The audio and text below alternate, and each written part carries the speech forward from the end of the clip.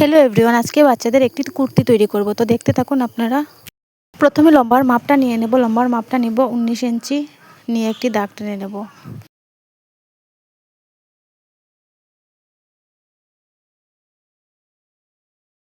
উনিশ ইঞ্চি নেওয়া হয়ে গেছে, এবার আরও 1.5 ইঞ্চি এক্সট্রা নিয়ে নেব। এবার কান্দি নিয়ে নেব 4.5, আর্মহোলও সেম 4.5 নিয়ে নেব।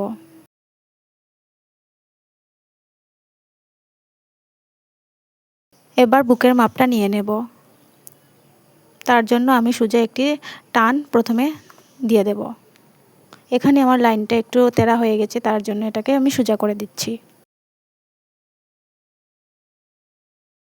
বুকের মাপটাকে 4 দিয়ে ভাগ করে যে মাপটা বের হবে সেই মাপটা এখানে নিয়ে নেব। আরও 1.5 ইঞ্চি এক্সট্রাও নিয়ে নেব। তারপর ফিতাটাকে ভাঁজ করে আর্মহোলের জন্য একটা দাগ দিয়ে দেব। এখানে যে কোমরের মাপটা থাকবে সেটা আমি 8 ইঞ্চি নিয়ে নেব। তারপর এটাকে স্ট্রেট করে দেব।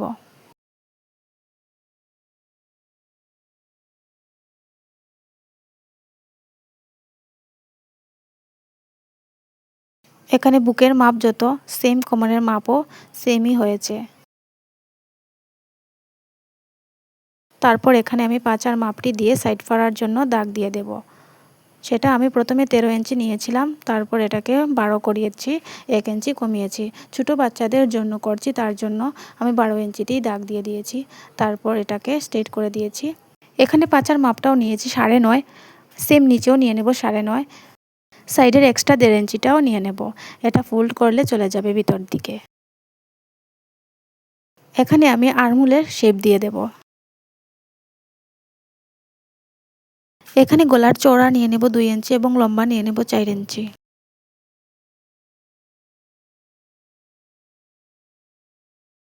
এখানে গলার নিচের চওড়াটা 2 ইঞ্চি 2 সুতের মতো দিয়ে দুটি দাগের সাথে মিলিয়ে দেব।